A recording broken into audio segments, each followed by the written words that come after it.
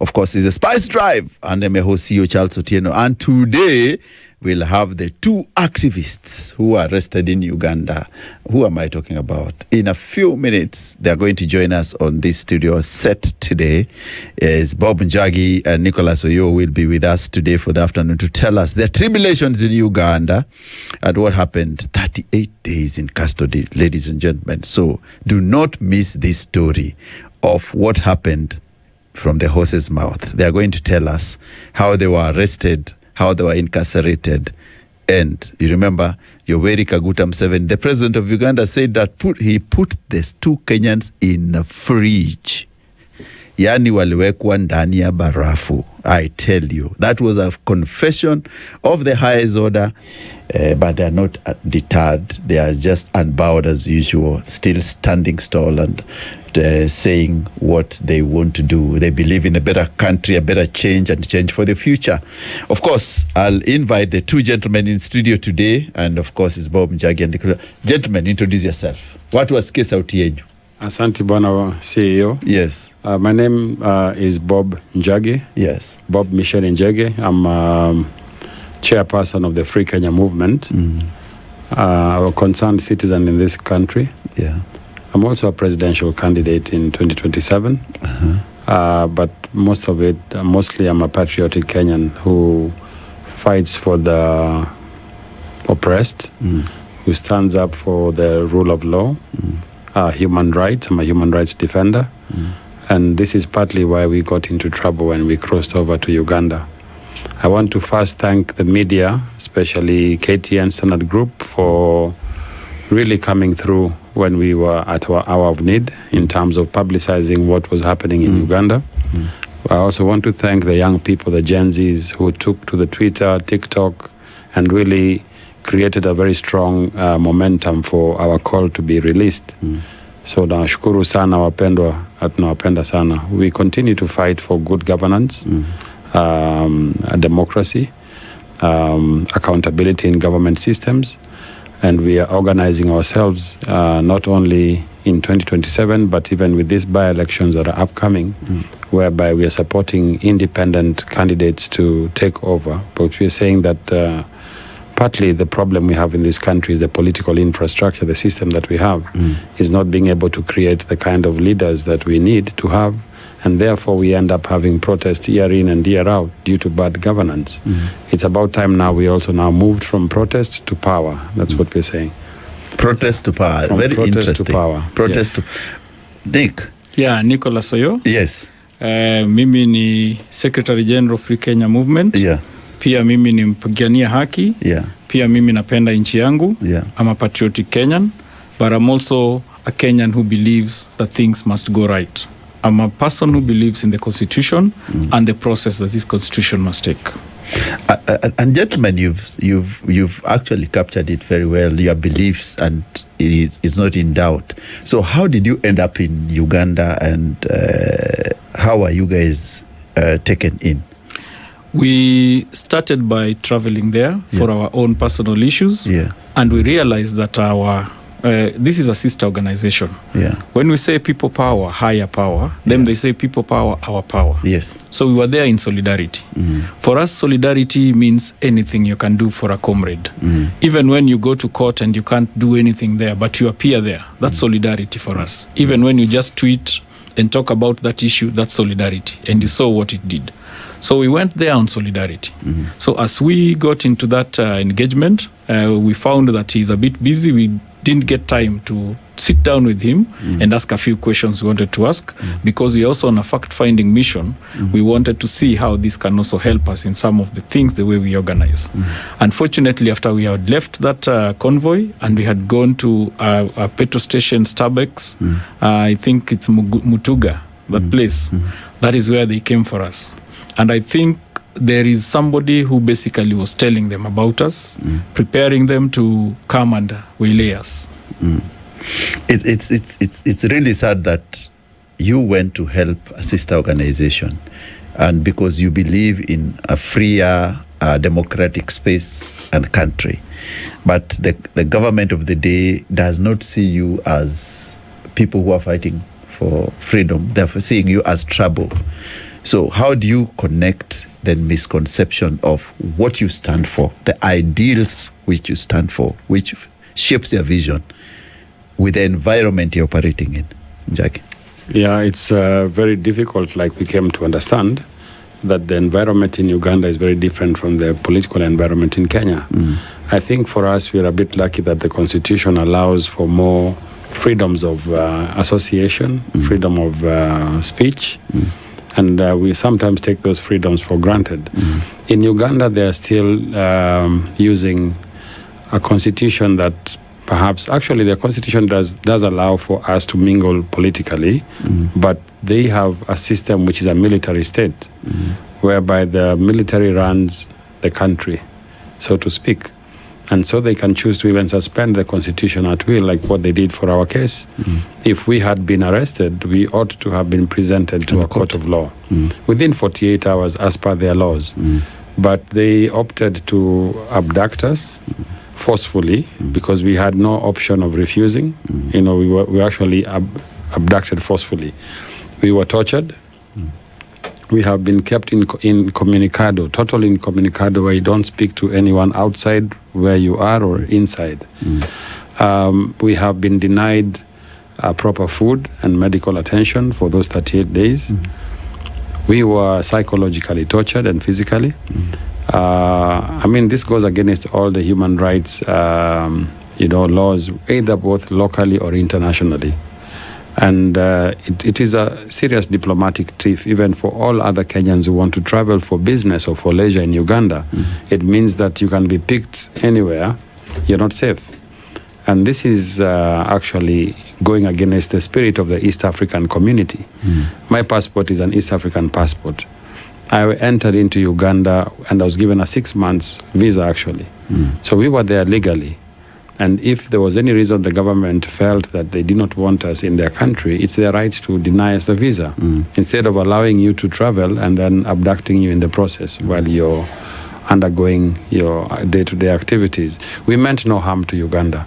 We were not going there to start protest or to incite them, no. Ours was a plain mission to visit a sister country, to share in the social, economic, and also political activities happening. Going forward, I think the timing perhaps was a bit sensitive because they're having elections in a few days' time, on the 26th. Yeah, so that's in a month's time. I was actually supposed to travel there again in January. I have my friends from Canada who wanted to visit Uganda. So they asked me, Bob, do you know a place we can visit? I was going to fact find and see if we can, the travel plans. I'm sure they're going to cancel those plans as soon as they hear what happened. So this is something that goes against the spirit of East African community. We need to have a more open and liberal society. And even when we go to Tanzania, we follow the laws of Tanzania. We don't break the laws. That is not to mean that we cannot partner with people in Tanzania to advance our ideologies there. That is exactly what we are doing. And even with this upcoming, we are proposing to initiate several strategies that are going to compel the government of Tanzania to come down its high horse.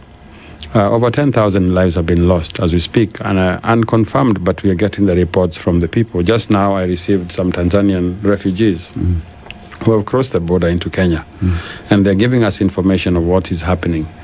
The president saw herself using a military, in a military camp. So the similarity is happening in Tanzania across the region. Remember, our president, William Ruto, is the chairman of the East African community. Currently, yes. So therefore, it means that in his position, he's able to curtail or not. He's able to call these presidents to order as a chairperson. And therefore, if it's happening in Tanzania and he sends his deputy president to Tanzania to go and ratify these elections, which world over have been even called in Africa, out as one of the biggest sham we have in elections.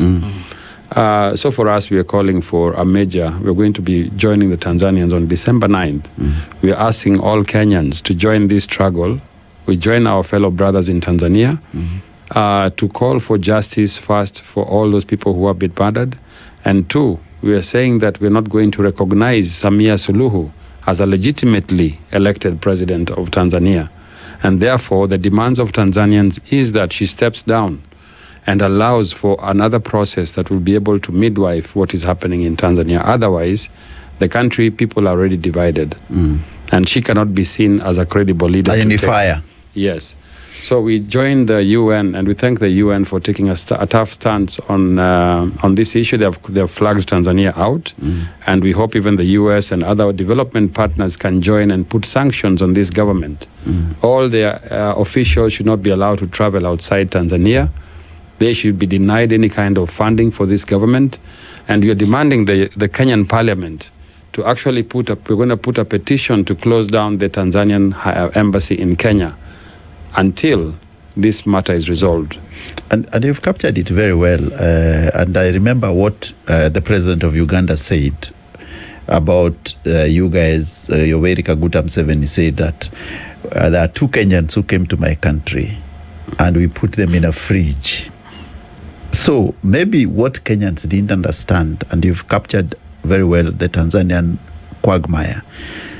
What is this fridge Yoweri Kaguta Museveni, the president, was talking about? He put you guys. This fridge is a metaphorical thing. Yeah. He's talking about. Yeah. It's when you are a person who lives in freedom, you believe in freedom. You are called Free Kenya, by the way. Being put in a place that is a cage. Yeah, that's a fridge. So really, what he was telling. Chambers. That is torture. It was torture. Torture is not just beating, though that one also happened. Torture is also psychological. Torture is also you can't move anywhere. Torture is also you can't make any plans. Torture is also you can't talk to people you know.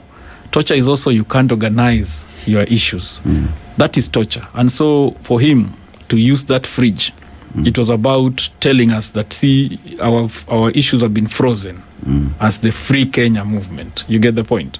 So that is the kind of thing that he was creating there, to tell people. In that same fridge, we have Ugandan civilians. In the same fridge? Yeah. Yeah, one of them is actually the brother to the Internal Affairs Minister. The Minister for Internal Affairs, he's looking for his brother right now as we speak. He's been held at a place called Ronyo. Ronyo is a center. That's where we've been held in the last safe house. The brother is there. He's called Amos. We have high-ranking government officials, civilians, who are still being held in that place. We have Nigerian brothers, about 6 of them, civilians, who have been kept there for so long, being tortured. One of them was explaining to me how his torture went. They were using pliers. They squeeze his fingernails. He has so much body injuries that they don't want to release him in that condition until he's healed. He's still there. His name is Joseph Ifaye Chukwu Nwobodo, the Nigerian national.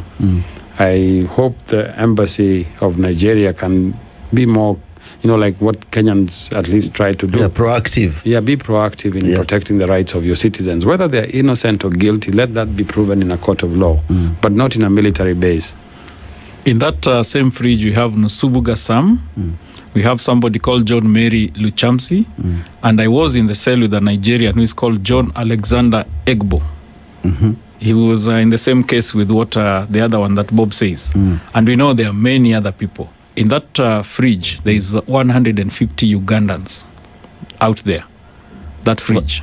150 in Ronyo. In fact, some are in freezers. Those ones are in Serakasenyi. In Ronyo is where we have another safe house. Yeah. That one has some Ugandan nationals, and ourselves were there also. So maybe, Bob and Oyoo, what you needed is to paint for us a picture. You are picked at Starbucks. Where did you end first? We ended up at Kasenyi. Kasenyi is a military prison. Is a military camp. Training camp. In fact, the place that they locked us in was not actually cells. Yeah. They were houses of those soldiers. Yeah. So when they picked us, and I think the Nigerians, because we found out that they came a day before us in that place, those were houses being built for the soldiers. But they decided to lock us in there. So you find that that kind of a thing. You go there, it's a military camp, in the morning at 4 o'clock, 3 o'clock, 3:30, you start hearing guns and bombs because they are training there. So those are the things that come into your mind every time.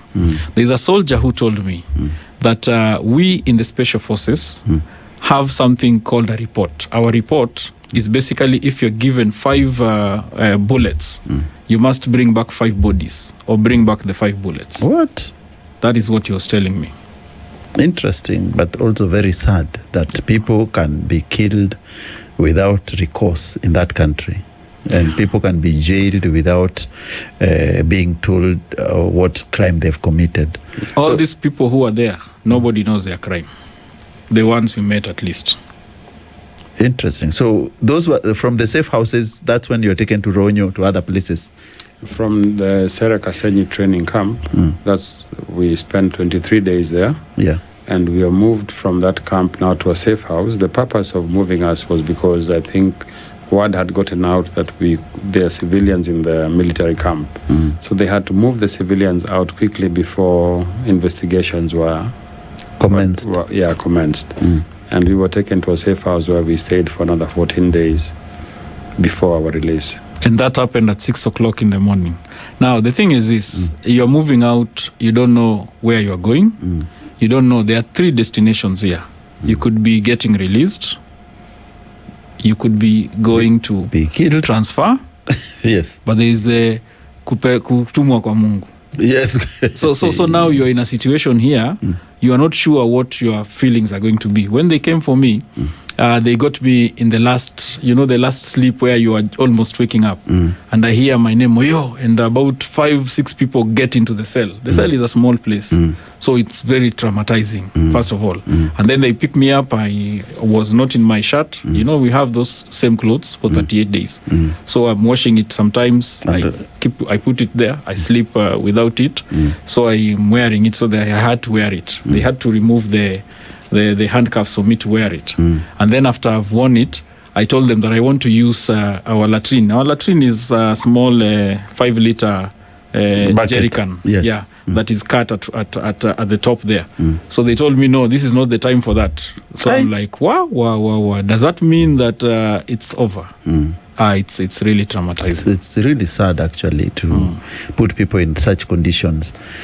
And the Kenyan government, did they play a big role before Uhuru stepped in to get you guys out? A big role in us being abducted, or in either, because they can play a big role in getting abducted. It's your country. We are almost convinced, CEO. We are almost convinced. The timelines tell us very differently. The government played a role. Coalition with them. We are almost convinced. They need to convince us. Last year I was disappeared for 32 days. Yeah. It's the same system here that disappeared us, including all the Gen Zs that were killed here. And it said the same thing. It's not a different government that was there. Bob is not in our hands. What happened to the Gen Zs who died? Have we gotten justice for them? Zero. The people who were abducted until today. And you heard the president say he doesn't regret it. So what is happening in Uganda and Kenya and Tanzania, these are governments that are colluding and conspiring against their own people. And they are monitoring and looking at activists like ourselves, Boniface Mwangi and others, then targeting us, charging activists with crimes of treason, flimsy charges in court. Like in Uganda, they have so many young people who are arrested just for participating in a rally. So CEO, this matter is we can talk about it as a joke, but if the people don't unite as well to fight these oppressive governments, we're not going to win this war. It's very important. The governments have sat together and have decided to muzzle free thinking, free speech, and all that. Yes. So you've said that you spent 38 days. Did these guys feed you? Did they offer you any medical attention, or it was They bring some medicines that are just, I would say, not medicine that you'd get out and buy if you had a chance. You have problems. Me, I had several bouts of diarrhea, severally, because you are eating the same meal every day. What was the meal like? It is posho. Posho is ugali, but I would downgrade it somewhat. Because they don't eat a lot of ugali there. They eat posho yes. and beans. So the recipe was posho and beans every day. If they get angry a bit, they throw in rice that looks like ugali. It's not different with ugali. Yeah. So are you guys held in the same unit or different units? Did you know where Bob is? Did you know where Oyoo is? In Serakasenyi, yes. But now when it went to the safe house, they even played psychological games on us. Yeah. Trying to tell us that they told me that Bob is not here. In fact, we think we are not sure where they've taken him. We are not even sure if he's going on alive.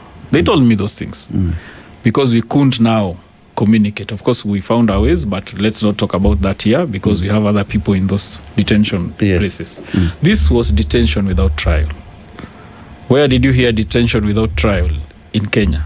Yeah, this was that. It's long ago, before our new constitution, is when people were being detained. Of course, former Prime Minister Raila Odinga and the ilk were the people who were detained incommunicado for all those years without any recourse.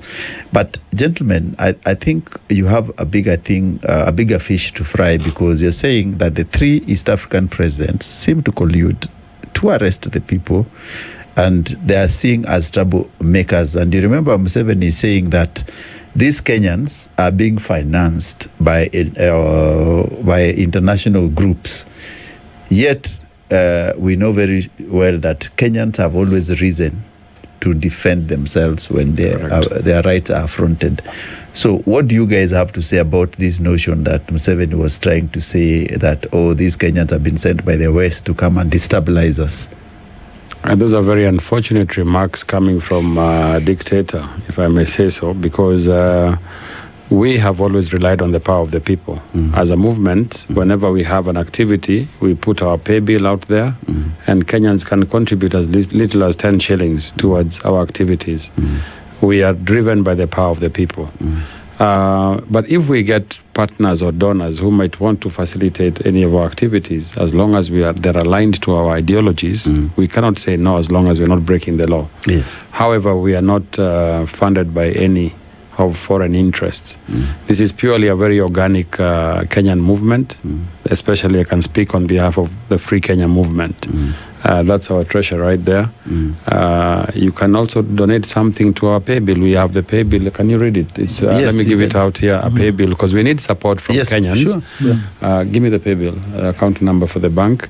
I will read it out later towards the end. And we welcome the support of all Kenyans because we need, like now, we want to engage with the by-elections on the 20th, this coming ones on the 27th of November.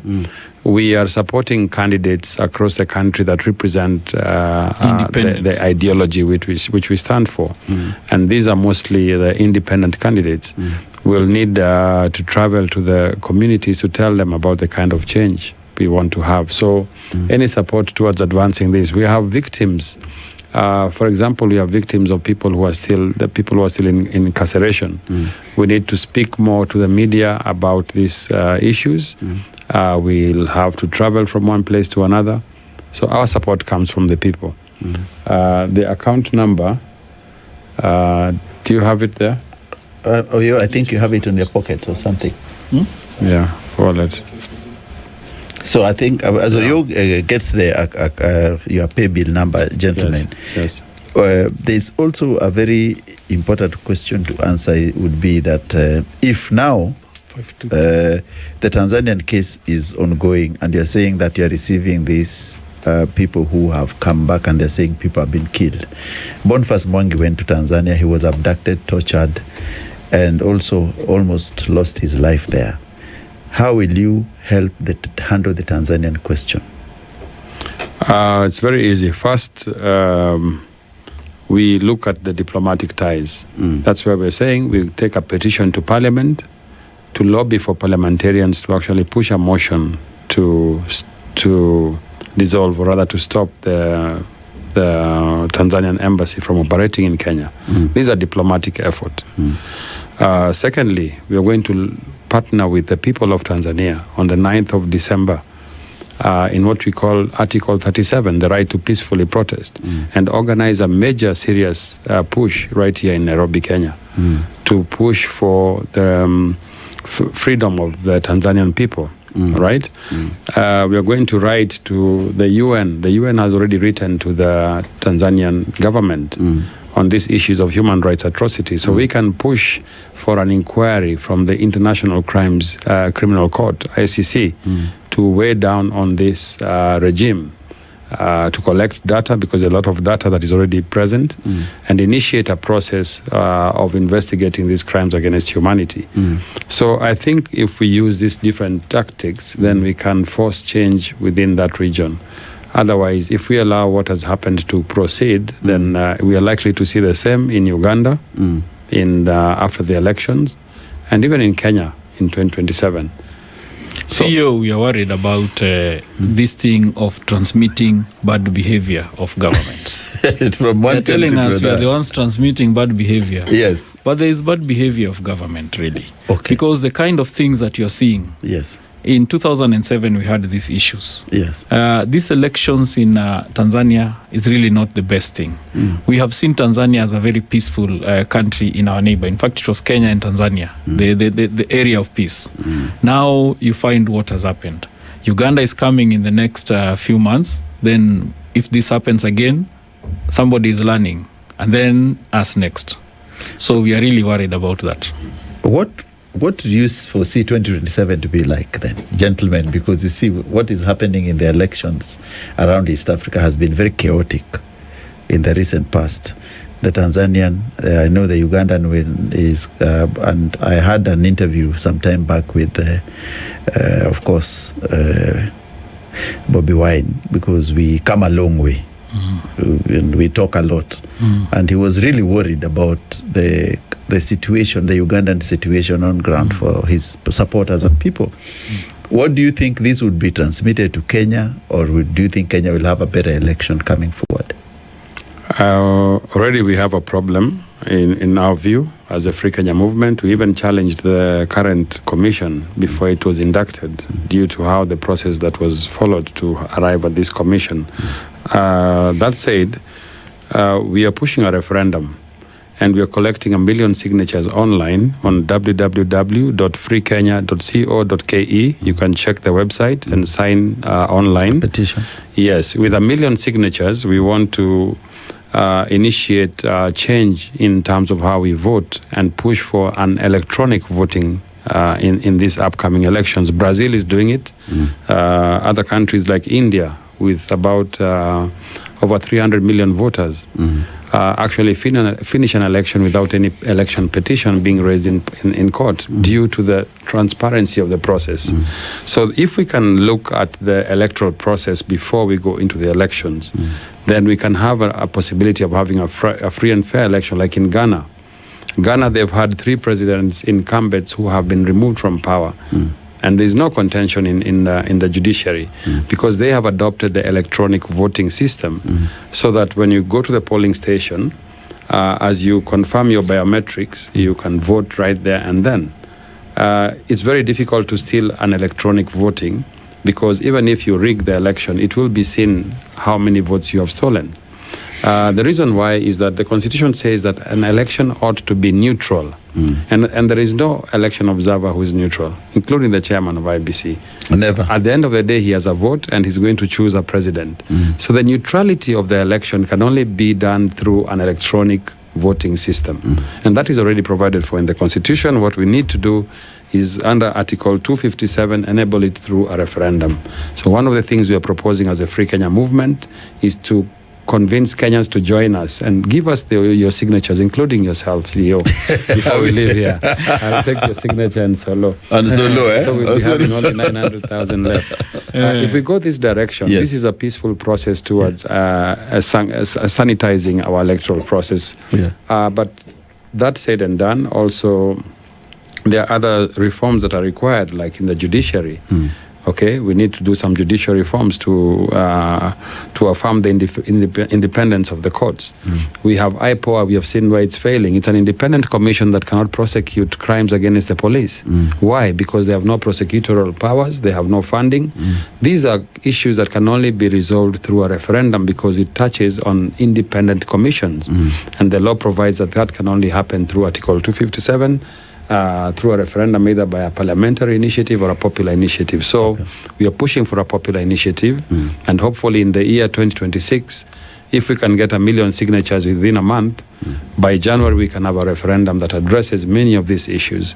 Protesting alone is not an end, but a means to an end. After the protest, then we have the boardroom meetings, and that's why we're saying let's call Kenyans to a people's dialogue through a referendum, probably by the beginning of next year.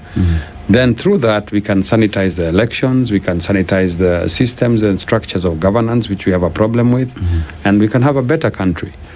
Right? Actually, CEO, we are using Article 257.3, which is a general question. So that general question means that anybody, as long as you meet the parameters that we are for, then you can bring your issues also. And that is what you are saying. That is what is calling the meeting that you are going to have, so that people can also contribute issues. And we need to ensure this country does not go backwards, because we've moved with the 2010 Constitution, but we now need to take it further. And that is what we are looking at. We are looking at bringing the people into the constitutional engagement in this country.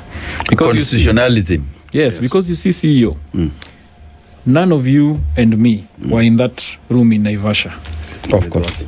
Those people who were there were members of parliament, and some of those people who were aligned to that constitutional process. So the people were outside. We were brought a constitution, but you realize that if you talk about public participation, you don't even have a framework of it. If you go to parliament, they create something that doesn't work. If you look at a situation that we had in the recall issue, you find that the recall cannot work. The recall cannot work. They tried to recall Aisha Juma, couldn't work. even Pasaris the other day. Didn't work. So we told people, when we were going against IBC, people told us that we need an opportunity to do recalls. But it doesn't work.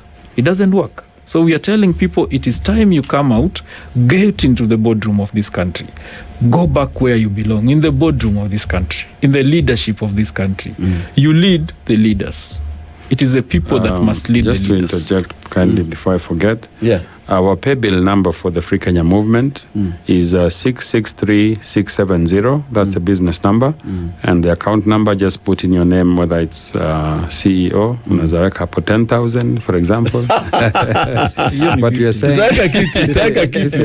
tunataka wale funding. Yeah, just even 10 bob. Actually, you can get 1 million Kenyans who can say, let me commit 10 shillings only. For you have 10 million and we can change this narrative of what is happening in this country. So we just need a bit of support. And this support is very institutional because it goes to our accounts, and we have a very accountable system. The Secretary General is here, the Treasurer, the National Coordinator is there of the movement. So don't feel free to know that we are going to account for every penny that we receive from the people. And CEO, when they say that we collect money from outside, we've really struggled. We get people giving us 10 shillings. We get people giving us 100 shillings. We get people giving us 1,000. That's what we've been doing all through. If they look at our record and the way we have engaged, and even you can go and look at the KCB account, you will see people send us small little donations. So when somebody says that we are puppets of the West, it is actually an insult. It is an insult to Ugandans to say that we Kenyans, the experts of riot, are going to teach them to riot. That is an insult to Ugandans. They have their minds, they have their capability, they are adults there, they have their issues, they have their experiences, same as us. So if somebody thinks that we cannot think, then that is very unfortunate. It's unfortunate because, of course, and let me read for you what's happening in Tanzania. Then I want you guys to weigh in. And it's part of the things we are saying. Politicians in Tanzania are shocked over hundreds of young protesters who are massacred. Hundreds inside the AFP news agency are too afraid to speak as tiny cabo hardliners surround the president. gruesome images of Tanzanians have flooded the internet and triggered wild protests. So they are saying that hundreds of Kenyans are also in this mix, and Kenyans have never retaliated in Uganda, in Tanzanian case, for example, by chasing Ugandans and Tanzanians. And there are many young Tanzanians in Kenya. Yet Tanzanians are chasing, the ministries are chasing Kenyans. How do we react to such incidents? I want to say this on that. Yeah. We as FreeKenyaMovement are supporting a pan-African agenda where we want the whole region to integrate economically, politically, and socially. So we should not look as Tanzanians as our enemies. It is the state of Tanzania, the government, that is killing people, not the people of Tanzania killing Kenyans. So let's not make this a Kenyan versus Tanzanian thing. We shall be actually getting into that narrative which they want to divide us again to continue ruling over us. So we are saying to our Tanzanian brothers in Kenya, feel safe. Actually, I have a Tanzanian son. The mother is Tanzanian. Huh? Yes. He's called Daniel. The mother is from TZ. I'm the father. So what happens to my kid? Okay. So it's very close home. We cannot separate Kenyans from Tanzanians. We are one people. In fact, communities in Busia, there is Busia people in Uganda, Busia people in Uganda, and they're the same tribe. It's the colonial people who came up with these boundaries so that they can divide the people and rule us. So we should not join that narrative of these are Kenyans, these are Tanzanians. We are all Africans, all right? Any injustice in Tanzania is an injustice to Kenyans.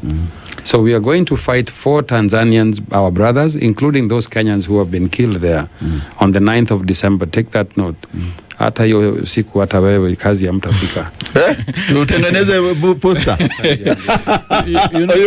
See, the issues here, yes. We have a lot of, my shopkeeper, the closest to my place, is a Tanzanian. We have a lot of them here, and we welcome them. We work together. We don't ask any questions. It is the same thing across board. I think governments using things like the Chan, the way the Chan happened. Do you know the politics of the Chan? People say that the government is the one that bought those tickets. The Tanzanian government.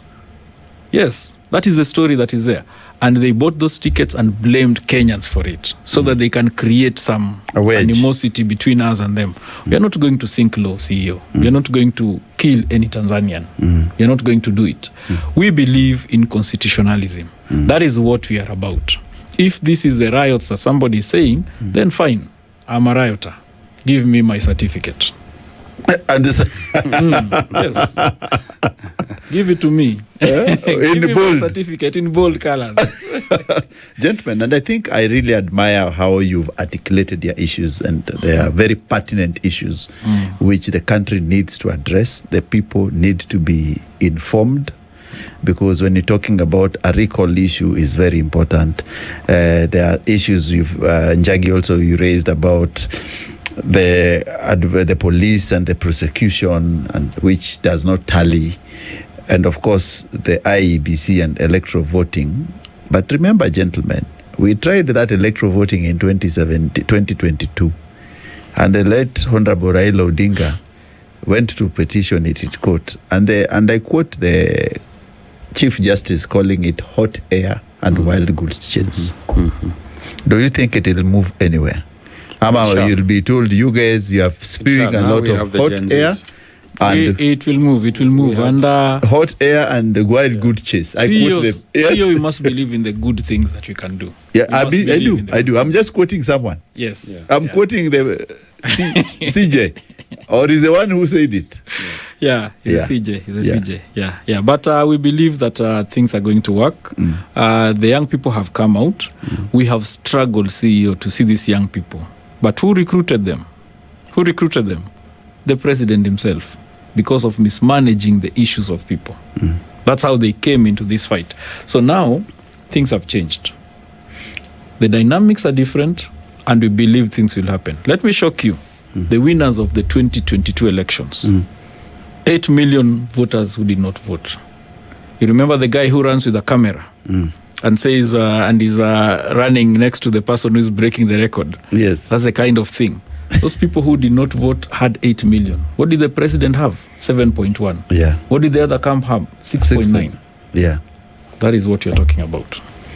And when you talk about the people who didn't vote, you know that also the Gen Zs, which you've said are articulating their issues very well on the social, and we used to call them keyboard warriors, but they've stepped out now. They are fighting for their rights.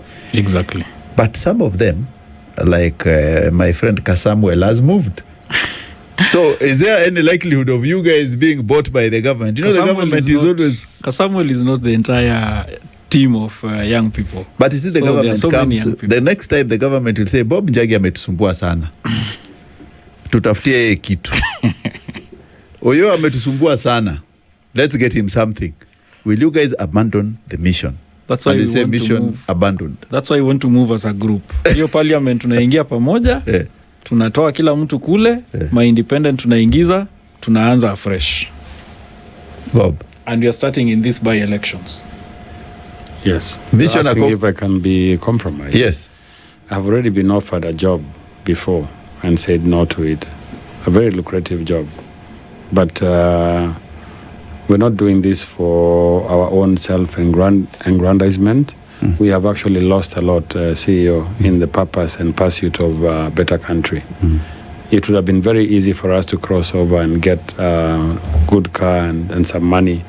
But what will happen to the country? I think some of us are called for this mission. Yeah, this is something that we are on a mission. It's a liberation we're in. Of course, there are people who are going to be bought, but you cannot buy everyone, you know. You cannot buy everyone. When it comes to time for change, it's time for change. And Kenya has come to that time of change. And we are the change makers. And you've said you're the change makers. And as change makers, remember that there's price to pay. Are you ready for the ultimate prize? I think this is my second time to be abducted. Yeah, he's a serial I mean, the others who have been... not offender. Others have given up their lives. Didan Kimathi, you know, they sacrificed a lot for what we are having, this freedom of speech that we're talking with you. Remember, the white people had taken over this country. Had the first liberator said, we are afraid to do, we'll not be independent today.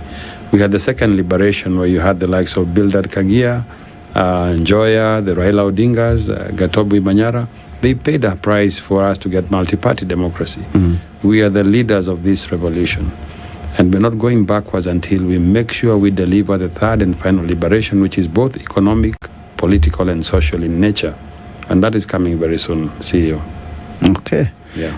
Also, we are saying that the third liberation is for this generation to make sure that we reach the epitome of what we need to do. But also, gentlemen, remember that you're going against a very sly president, very clever person as well, and he can put a lot of roadblocks on the way. And how are you intending, like Njagi, you're going to run for presidency? How have you organized yourself? We are organizing under the FreeKenyaMovement, but we have just agreed to come together with similar movements this afternoon, which are all pushing towards the same direction under the People Power movement as our umbrella. We are coming out as the alternative government. We'll have a political system that will have all the elective seats we have today, from president down to MCA. We're working with organizations that have a similar belief, whether they are from the social justice movement, where they're from the civil society, where you have religious organizations that are not in politics but support a new alternative. We're reaching out to them. We have the trade unionists, the lobby groups, like the nurses associations and all that. We've been working with them very closely. So we are also proposing what we're calling a people's governments, which is now a structure of the people to use Article 1, that is direct representation, as an alternative structure of government, which is actually anchored in the referendum that we have. But even without the referendum happening, within the first 100 days into power, we'll be able to come up with that system that will entirely deal with the issue of corruption in governance. If you want to fight corruption in government, just put the people whom own the taxes to watch over their resources. There will be no corruption. And that system, we have built it, we have developed it. It is in our website. It's called the People's Government. It's been practiced in Makueni County under Governor Kivutha Kibwana. And through that system, the people of Makueni were able to interact with governance. And that's why you could see Makueni County was one of the leading counties in for the last 10 years or so. It got to a point whereby when the MCAs wanted to impeach the governor, the People's Governments mobilized signatures to disband the entire county. That is an awakening of the people. That's what we want to get this country to reach, where the people themselves can manage their own affairs. Yes. And maybe how do you see this reawakening of Kenyans? And you can see the young people are very clever. They understand their rights. Yes. What does the future hold? Very bright. For them? Very bright. The future is brightest here in Kenya. I can tell you that for a fact. For any young person, this is a place to be for the next 50 years. Yeah, we just need to deal with this system. Once we get that system out and all with it, that's a revolution in its own. Then we start a new Kenya. A new Kenya that promises jobs for the people, for the young people. How do we get these jobs? Our biggest concern for the youth is unemployment. If we start just producing what we consume, we solve the issue of joblessness. From your shoes to your clothes, we start manufacturing locally. We just need a change of policy to create those millions of jobs and opportunities for people to thrive. We're looking at land as a factor of production. How do we change the land policy in this country so that there's better usage of land and our minerals? Like in Burkina Faso right now, within 2 years, Ibrahim Traore has managed to clear the national debt. How has he done it? He has leveraged on the minerals within his country to get more value, process those minerals at source, and therefore have more income into the country that can build schools, roads, and everything. It's not rocket science. That's something we can do even 10 times better than Burkina Faso. Of course. But unless we have a revolutionary change of mindset in terms of leadership and governance, if we go the normal way we are going of these guys versus those guys, we'll just remove Tom and replace him with Peter. But not making any difference. And see, this is the generation that went through the free education. This is a generation that people have studied, have understood issues. That's why you are seeing that they are awakened. The person who brought them back into this fight, it started at a point when they started in 2023 to collect taxes from things that were online. And so the young people started to pay attention. And when they paid attention, look at what they did. So that is what you're going to say. The only thing that you're saying is that we need to move to go to them and to explain to them our issues. Once we get that point to explain to them, you believe me, it will happen. And you've talked about the young people and the change and a revolution, which is, and I want to quote a gentleman known as Jill Scott Heron. He says, "A revolution shall not be televised." And if we are saying that this revolution is in place, how do we make sure that the youth benefit from the better land use, the taxes, and change of policy? And how do we place youth at the center of it? Actually, we have in that issue that we are talking about, changing the constitution, we have a representation, change of representation that we have proposed. It is going to allow the 2/3 gender rule to be dealt with, but also youth and persons with disability elected directly to parliament. So that is one of the things. But also we are going to have an engagement with young people. You know, when you talk about the people in this country, you know who you are saying? 70% of this country is young. So it is those are the people. You're not talking of anyone else. When you say the people, those are the people. And add there people with disability, add there women, and I'm not saying some women, but you know the women I'm not saying. When you say women, there are women who are from a certain group. And I'm not saying those ones. And not the usual mamambogas. Remember, women. Kenya Kwanza Constitution lied to us and told us this government will be for mamambogas, will be for boda boda, and will be for all these guys. And look at the composition of that government. I've never seen a mamamboga and a boda boda. They can't fit. This is an elite game. It was just an elite game. They were playing con game to us. it's something that they discuss in the morning, and at night they come again and start laughing and saying, nilikupiga hiyo, nilikuchapa hiyo. It's a Manu Arsenal game. This is a joke. We have to organize this country. Fantastic. Gentlemen, I know you are going to rush somewhere. So what do we expect, Njagi, from you guys going forward? The itinerary, you're saying you have a referendum, then I'll come to you. What next? You've been incarcerated 38 days, 32 days in Kenya. You've lost 60, 71 days of your life fighting for these ideals. Do you still believe in the ideals? I even believe in them more now than before, because what we went through is a testament that we are on the right direction and the right trajectory. Normally when you're scaling a mountain, just before you get to the apex is most difficult. So what is happening is that we are saying that the challenges are actually an affirmation that we are pressing the right buttons and we're doing the right things.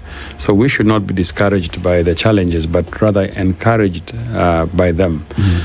The good thing is that we have tremendous support, especially from the LSK, organizations like LSK, Defenders KHRC. Coalition, KHRC, Amnesty. I cannot thank them enough for providing that.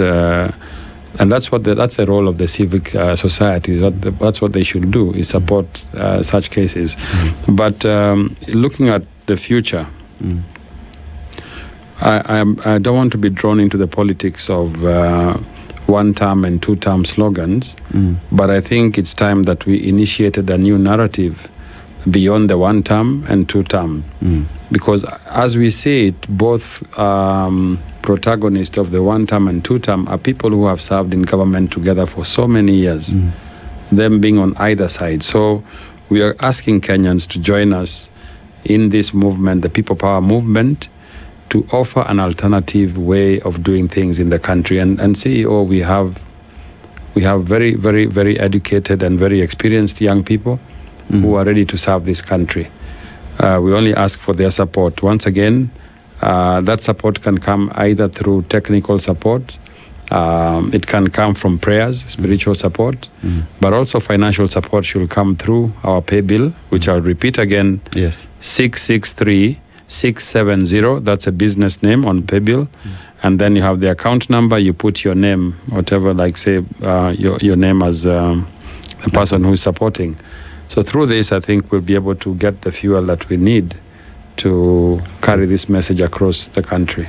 Gentlemen, before Oyoo, you come on, I know we are just going for short news and then we'll break.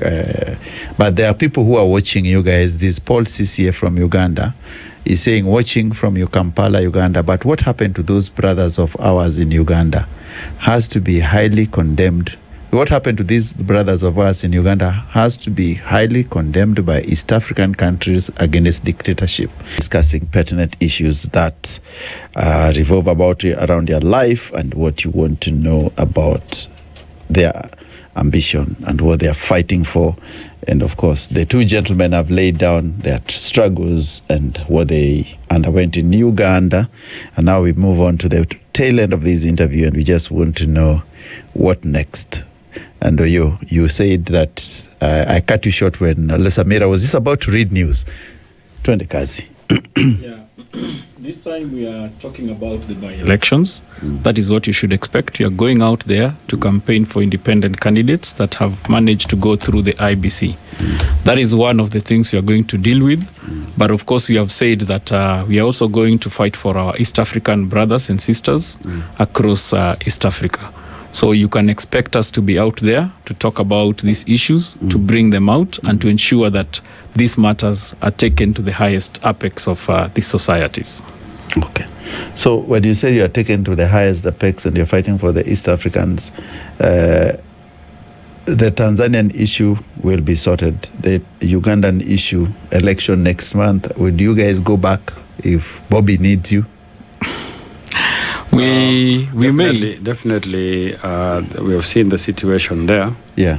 And we don't need to go to Uganda to do anything. We can support them even from here in Kenya. Kenyans who are in support of change in Uganda, we are going to talk with the National Unity Party of the Kenyan chapter and they're going to provide us with a pay bill, which anybody who wants to contribute support towards Bobi Wine can send their support. Even if they're traveling on the road, they need fuel, they need transport, logistics, food for their campaign team. So probably in the near future we are going to host.